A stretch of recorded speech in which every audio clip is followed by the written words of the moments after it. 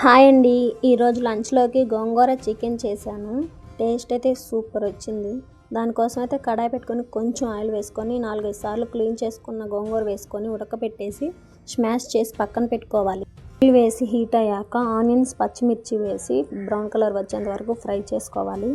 తర్వాత అల్లం వెల్లుల్లి పేస్ట్, పసుపు కూడా వేసి పచ్చివాసన పోయేంత వరకు ఫ్రై చేసి టమాటా, కొత్తిమీర, పుదీనా, ఉప్పు వేసి మూత పెట్టి మగ్గించుకోవాలి.